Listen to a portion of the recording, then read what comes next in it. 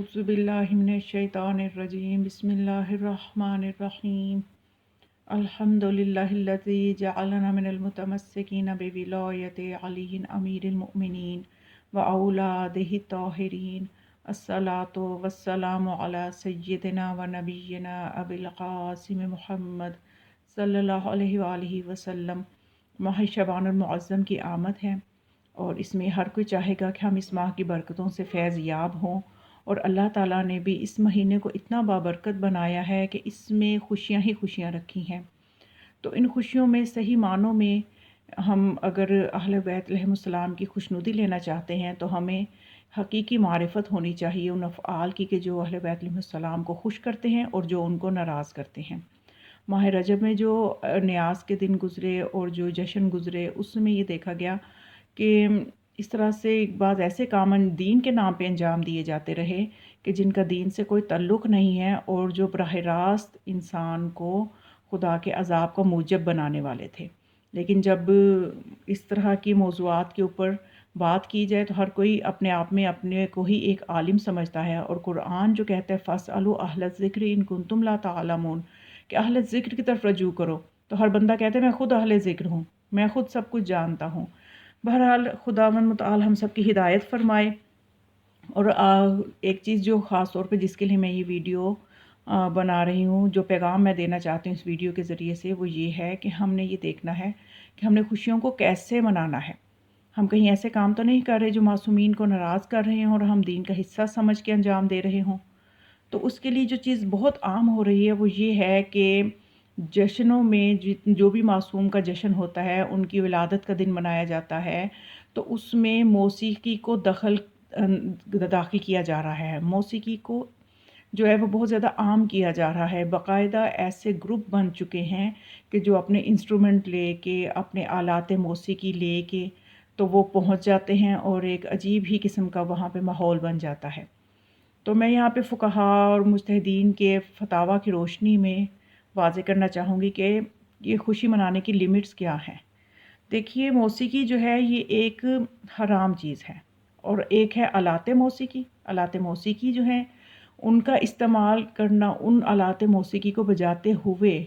ذکر اہل بیت کرنا یا خدا کا ذکر کرنا، حمد و نعت پڑھنا، یہ ناجائز ہے اور قطعاً اس کی اجازت نہیں ہے شریعت میں۔ اور دوسری چیز یہ ہے کہ آلات موسیقی کو اگر استعمال نہ کریں، وہ گانے جو مشہور مطلب جو طرز ہیں، جو لہو و لعب میں جو طرزیں استعمال ہو چکی ہیں، ان طرزوں کے اوپر اہل بیت کے ذکر کو ڈھالنا، تو یہ بھی ناجائز ہے اور حرام ہے، جس سے معصومین ہرگز بھی خوش نہیں ہوتے اس طرح کے کاموں کو انجام دینے سے۔ کیونکہ دیکھیے ایک عقلی چیز ہے، آپ مجتہدین کے فتاویٰ سے پہلے، یعنی مجتہدین کیا کہتے ہیں اس میں بحث کرنے سے پہلے میں یہ ایک چیز بتانا چاہتی ہوں کہ عقلاً اگر آپ یہ سوچیں کہ جب گناہ حرام ہے کہ جس کے بارے میں معصومین نے کھلم کھلا، ہر معصوم نے اس کی تردید کی ہے کہ موسیقی حرام چیز ہے، آلات موسیقی بھی حرام ہے، اور لغو و لہب کی محفلوں میں جو طرزیں ایجاد کی جاتی ہیں وہ بھی حرام ہیں۔ اور آخری زمانے کے بارے میں تو ایک روایت یہاں تک آئی کہ ایک روایت میں کہ آخری زمانے کی نشانیوں کے بارے میں کہا گیا ہے کہ باجے بجتے رہیں گے اور کوئی شخص بھی ایسا نہیں ہوگا جو منکر سے منع کرے، اور کوئی اس سے منع کرنے کی جرت نہیں کر سکے گا۔ اور واقعاً ایسی ہی حالت ہو چکی ہے کہ اگر کہیں پہ ایسی محفل ہو جہاں پہ اس طرح کا ماحول بن گیا ہو، اس کی روحانیت اور تقدس کا کوئی خیال نہ ہو، معصومین کی ہتک ہو رہی ہو، تو کوئی اٹھ کے کہتا بھی نہیں ہے، اور جو کوئی ایک بندہ جرت بھی کرے تو 10 اس کے خلاف اٹھ کھڑے ہوتے ہیں، کیونکہ شیطان نے ذہنوں کو جکڑا ہوا ہے، دلوں کو جکڑا ہوا ہے۔ نورانیت قلوب میں وہ نہیں رہی کہ خود سے محسوس کریں کہ حق کیا ہے اور ہم نے کس کا ساتھ دینا ہے۔ تو اب یہاں پہ بلکہ ہم تو قیامت کے اور ہی نزدیک ہو چکے ہیں کہ جب روایات میں یہ بات آتی ہے کہ ایک زمانہ آئے گا کہ لوگ موسیقی کے آلات کو جیبوں میں ڈال کے پھریں گے، تو اس زمانے کے لوگ حیران ہوتے تھے کہ اتنے بڑے بڑے انسٹرومنٹ، اتنے بڑے بڑے جو یہ باجے ڈھول، یہ جیبوں میں کیسے جائیں گے؟ تو آج دیکھیں وہی زمانہ ہے، موبائل کی صورت میں ہر کسی کی جیب میں موسیقی کے آلات موجود ہیں۔ تو ہمیں تو بلکہ اور ڈرنا چاہیے کہ قیامت بہت نزدیک ہے، ظہور امام بہت نزدیک ہے، اور ایک عقل کا یہ تقاضا ہے کہ جب معصومین جس چیز کی تردید کر رہے ہیں اسی کے اوپر آپ ان کا نام کیوں لے کے آتے ہو؟ اس پہ کیوں ذکر کیا جاتا ہے ان کا؟ کیونکہ دیکھیے ایک سادہ سی مثال ہے، اگر میں کسی چیز کو ناپسند کروں اور میں کہوں کہ مجھے فلاں چیز ناپسند ہے، یا کھانے میں مجھے فلاں چیز ناپسند ہے، اور وہی چیز میرے آگے بار بار رکھی جائے، تو کیا مجھے خوشی ہوگی؟ یقیناً نہیں۔ یہ تو چھوٹی سی مثال ہے نا، اس طرح سے آپ اپنے اوپر بھی لاگو کر کے دیکھیں کہ جو چیزیں آپ کو ناپسند ہوں اور وہی کی جائے، تو کیا انسان اس سے خوش ہرگز بھی نہیں ہوتا؟ اب معصومین نے اتنی روایات موجود ہیں کہ موسیقی جو ہے یہ اس سے گھروں سے برکت اٹھ جاتی ہے، اس گھر کے والوں کی دعائیں قبول نہیں ہوتی، اس کا ٹھکانہ جہنم ہے، اور موسیقی سننے والے کے کانوں میں سیسا پگھلا کے ڈالا جائے گا۔ اور معصومین کے واقعات، ان کی سیرت دیکھیں کہ کس طرح سے انہوں نے لوگوں کو اس سے بچنے کے لیے اپنی عملی سیرت بھی دکھائی، اور قولاً بھی انہوں نے کتنے فرامین بیان کیے کہ اس سے بچ کے رہیں، ہم اسی چیز کی سے تم کو منع کرتے ہیں جو تمہیں جہنم کے نزدیک کرے، اسی چیز کی ہم تمہیں دعوت دیتے ہیں جو تمہیں جنت کے نزدیک کرے۔ تو اب اسی چیز کو جب معصومین ناپسند کر رہے ہیں، ابھی مجتہدین کے فتووں سے ہٹ کے میں بات یہ کر رہی ہوں کہ جب وہ ناپسند کر رہے ہیں تو ایک عقلی تقاضا ہے کہ ہم اس چیز کے اوپر کیوں رستے ڈھونڈیں، کیوں راہیں نکالیں کہ ہم معصومین کا ذکر اسی پہ کریں۔ تو اس طرح کی جو چیزیں ہیں ان کو سمجھنے کی ضرورت ہے۔ تو جب اس طرح کی محافل ہوتی ہیں اور جس میں کبھی دف کے رستے سے جو ہے وہ کہا جاتا ہے جی دف کی اجازت ہے، اور دف کو جائز بنا کے تو پھر ساتھ اور چیزیں بھی شامل کر لی جاتی ہیں، اور دف کو بھی بعض فقہا نے اس طرح سے شامل کرنے کی اجازت دی ہے کہ اس کے ساتھ جھنجھنے نہ لگے ہوں۔ اب یہ جو دف محافل میں بجائی جاتی ہے اس میں جھنجھنے بھی لگے ہوتے ہیں، اور وہ دف دونوں طرف سے بند بھی نہ ہو، اور یہاں جو بجائی جاتی ہے دونوں طرف سے بند بھی ہوتی ہے اور جھنجھنے بھی لگے ہوتے ہیں۔ تو بہرحال جو شخص لہو و لعب سنتا ہے وہ اس میں اس کا اپنا ہی نقصان ہے۔ ائمہ معصومین سے اب یہ جو ہے ایک سوال پوچھا گیا مجتہدین سے کہ ائمہ معصومین علیہم السلام سے منسوب محافل میں دف اور ڈھول بجانے کا حکم کیا ہے؟ تو بعض محفلوں میں خصوصاً خواتین کا ایک گروہ بھاری فیس لے کر، میں بالکل وہی سوال آپ کو جو پوچھا گیا ہے اسی کو ہی سنا رہی ہوں، اور میں اس کو اسکرین پہ بھی آپ دیکھ سکیں گے۔ تو ان سے جب پوچھا گیا مجتہدین علیہ سے جب پوچھا گیا کہ ایسی محفلوں میں کہ خصوصاً خواتین کا ایک گروہ بھاری فیس لے کر ان آلات کے ساتھ پروگرام منعقد کرواتا ہے، اور ان پر اعتراض کرنے کی صورت میں جواب ملتا ہے کہ معصومین علیہ السلام کا فرمان ہے کہ ہماری خوشی میں خوشی مناؤ اور ہمارے غم میں غم مناؤ، کیا اس طرح کے کام اہل بیت علیہ السلام کی خوشنودی کا باعث ہیں؟ اور کیا واقعاً یہ حدیث صحیح ہے کہ ایسے گروہوں کو دعوت دینا اور انہیں رقم دینے کا حکم ہے؟ کیا یہ غالباً یہ لوگ محفل ائمہ کی کو معنویت سے نکال کر لہو و لعب میں تبدیل کرتے ہیں؟ تو کیا یہ جائز ہے؟ تو آیت اللہ خامنائی نے اس سوال کے جواب میں یہ فرمایا، ہیجان آور اور لہو و لعب طریقے سے پڑھنا، لہو و لعب طریقے سے پڑھنے کا مطلب یہ کہ وہ طرزیں اختیار کرنا جو گانوں میں استعمال ہو چکی ہیں، اس طرز کے اوپر قصیدہ یا نوحہ سیٹ کرنا۔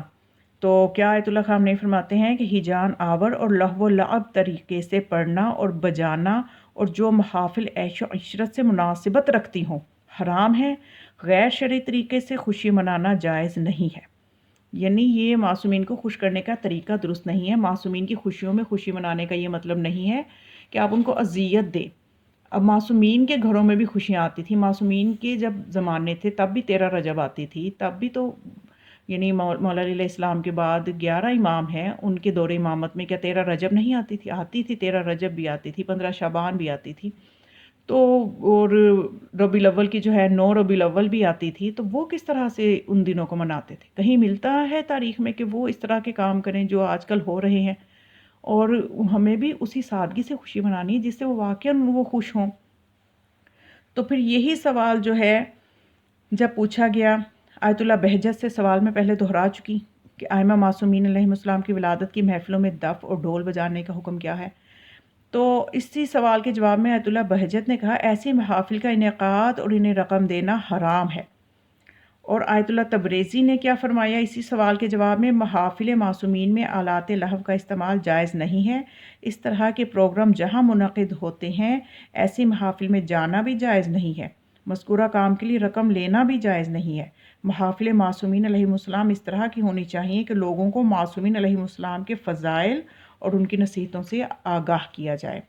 صافی گل پیگانی جو ہے وہ فرماتے ہیں اسی سوال کے جواب میں کہ ایسا کوئی بھی کام جائز نہیں، خصوصاً اہل بیت علیہم السلام سے منسوب محافل میں ان ہستیوں کے مقام کے ساتھ توہین ہے۔ ان بزرگواروں کی خوشی کے ایام میں اس طرح کے کام ان کی ناراضگی کا باعث ہیں۔ گناہ انجام دیتے ہوئے ان مراسم میں خوشی کا اظہار نہیں کیا جا سکتا۔ اس طرح کے پروگرام میں حصہ لینے والوں کو دعوت دینا، انہیں اس کام کے عوض رقم دینا جائز نہیں ہے، اور جو شخص ان لوگوں کو دعوت دے یا انہیں رقم دے یا ان کی محافل میں شرکت کرے، یہ لوگ منکرات کو رائج کرنے کا سبب بنتے ہیں اور امام زمان علیہ السلام کے قلب مبارک کو زخمی کرتے ہیں۔ یہ ہے بیان آقا صافی گلپائگانی کا۔ اور آیت اللہ فاضل کرانی کا فرماتے ہیں کہ کلی طور پر ہر کام جو ائمہ اطہار علیہ السلام کی بے احترامی اور ہتک کا باعث بنے حرام ہے، اور ظاہراً یہ تمام کام عام طور پر ہتک میں شمار ہوتے ہیں۔ اور آیت اللہ سیستانی فرماتے ہیں کہ اگر لہو و لعب طریقے سے بجایا جائے، جو کہ غالباً ایسا ہی ہوتا ہے، تو حرام ہے۔ اس صورت کے علاوہ بھی ذکر اہل بیت علیہم السلام کے ساتھ مناسب نہیں ہے، اور اگر ہتک شمار ہو جائے تو حرام ہے، اور یہ حدیث حرام طریقے سے اظہار خوشی کو شامل نہیں کرتی۔ یعنی وہ جو حدیث کا حوالہ آگے سے دے دیا جاتا ہے کہ ہماری خوشی میں خوشی مناؤ، تو آیت اللہ سیستانی اس حوالے سے فرماتے ہیں کہ یہ حدیث حرام طریقے سے اظہار خوشی کو شامل نہیں کرتی، حلال طریقے سے اظہار خوشی کرے۔ یہ جدید اور کچھ قدیم جو ہیں تقریباً 6 فقہا کے میں نے فتوے ایک سوال کے جواب میں آپ کے سامنے رکھے ہیں، اور اس کو آپ سکرین پہ بھی دیکھ سکیں گے۔ تو آپ خدا را اس پیغام کو پہنچائیں۔ ماہ شعبان آ رہا ہے، تو خوشی کو کس طرح سے منانا ہے، ائمہ علیہم السلام کی وقار اور اپنے دین کے وقار کو کیسے بلند کرنا ہے، ائمہ علیہم السلام کی خوشی کو کیسے حاصل کرنا ہے۔ یقین کیجئے کہ ماہ رجب میں کچھ جگہ پہ اس طرح سے جتنی بھی جگہ جانے کا اتفاق ہوا ہے، انتہائی دل رو رہا تھا کہ کسی بھی محفل میں امام زمان علیہ السلام نظر نہیں آ رہے تھے۔ وہ کیسے نظر آ سکتے ہیں؟ اگر تصور کی آنکھوں سے آپ سوچیں تو اس محفل کو ذہن میں لائیں اور سوچیں کہ کیا یہاں امام زمان علیہ السلام آئیں گے؟ تو پھر تو کسی مومن کو ایسی محفل پہ جانا بھی، آپ نے فقہا کے فتووں میں سنا کہ جانے والے کے لیے جانا بھی جائز نہیں ہے، کہ وہ ایسی جگہ پہ جائے کہ جہاں پہ امام زمانہ علیہ السلام کے آنے کے قابل وہ جگہ نہ ہو، تو وہاں پہ مومن کو بھی جانے کا کوئی حق نہیں اگر وہ امام زمانہ علیہ السلام سے حقیقی محبت رکھتا ہے۔ تو یہ ایک پیغام تھا۔ اب مزید بھی اس پہ کچھ وضاحت ممکن ہے کوئی ایک اور بھی مجھے ویڈیو اس پہ اپلوڈ کرنا ہو، اسی موضوع پہ کچھ وضاحتیں رہ گئی ہیں۔ اس کے علاوہ ایک مجلس امام موسیٰ کاظم علیہ السلام کی جو ابھی میں نے اپلوڈ کی ہے، اس کے آخر میں بھی میں نے موسیقی کے حوالے سے کچھ پیغامات دیے ہیں، وہ بھی آپ سنیں تو انشاءاللہ کافی معلومات حاصل ہوں گی۔ دعاؤں میں یاد رکھیے گا۔ والسلام علیکم ورحمۃ اللہ وبرکاتہ۔